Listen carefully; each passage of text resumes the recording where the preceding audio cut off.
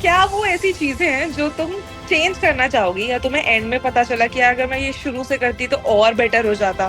Ma'am वैसा बहुत सारे दिन होते भी थे, लेकिन फिर मैं बैकलॉग्स होते थे, लेकिन कंप्लीट वेकेशन में या फिर वीकेंड्स में कंप्लीट हो जाते तो जो दिसंबर जैन फेब ये 3 महीने होते हैं सबसे ज्यादा क्रूशियल होते हैं थे। किसी भी बच्चे के लिए। तो इसमें तुम्हारी रिवीजन स्ट्रैटेजी क्या थी? Good evening ma'am. Hi, good evening. कैसा रहा रिजल्ट? मैम अच्छा था। कितने परसेंटेज आई? मैम 95.4। Very nice.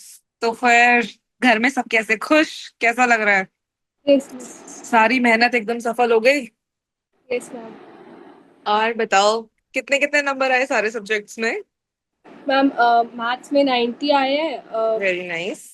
बायो में 99, केमिस्ट्री में 95, फिजिक्स में 8 और ज्योग्राफी में 98, हिस्ट्री में हम्म। 98 और इंग्लिश में 98। वेरी नाइस, ये तो फिर एकदम पार्टी वाली बात है आज तो। Yes ma'am. कैसा, मतलब कैसे मैनेज किया यार ये स्कोर? मतलब सारे बच्चे शुरू में जैसे टेंथ में होते हैं तो एक्सपेक्ट करते हैं कि भाई 90 95 प्लस नंबर आए सबके। तो क्या क्या मेहनत लगी है, कैसे अचीव किया?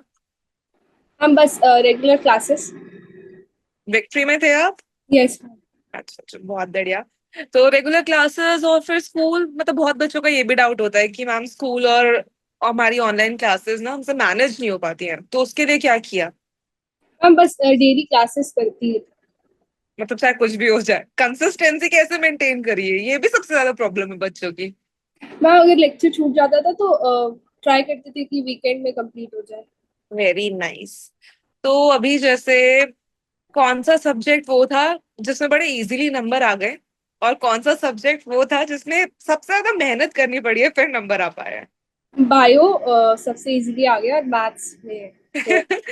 सबसे टफ लगा है। अच्छा, मैथ्स कैसे मैनेज की, कौन सी बुक फॉलो अप करी? सेलिना स्कूल में वही चलती सरीना थी। है। बहुत बढ़िया।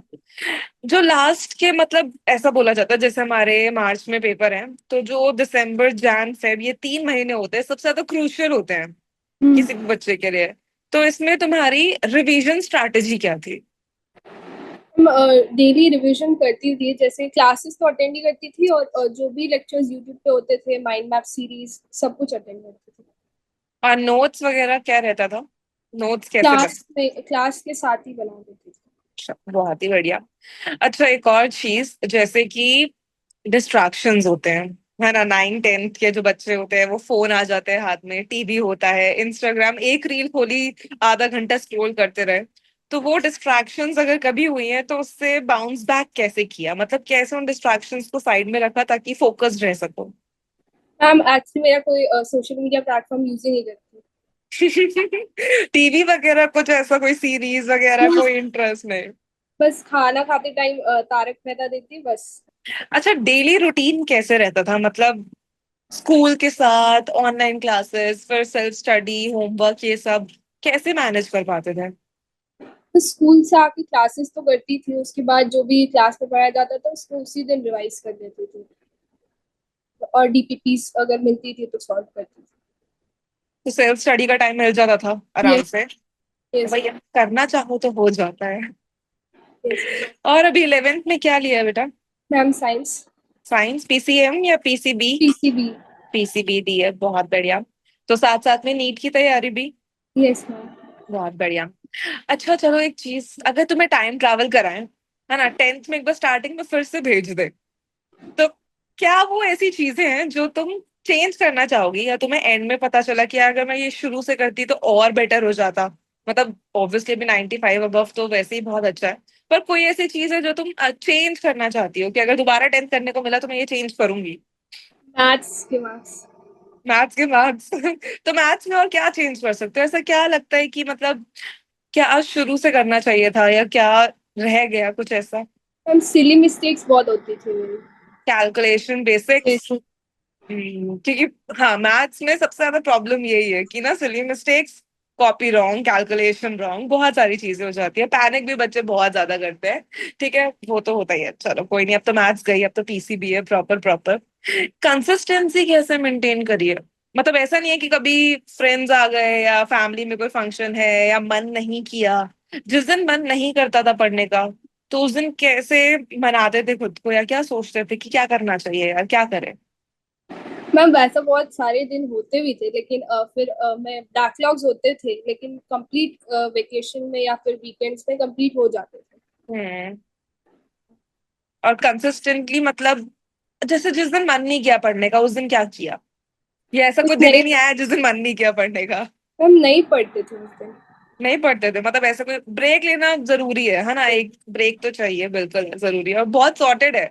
मन नहीं है, नहीं करो, जबरदस्ती बुक खोल के बैठने वाली चीज नहीं है ना? किसी को दिखाना नहीं है, अपने लिए पढ़ना है।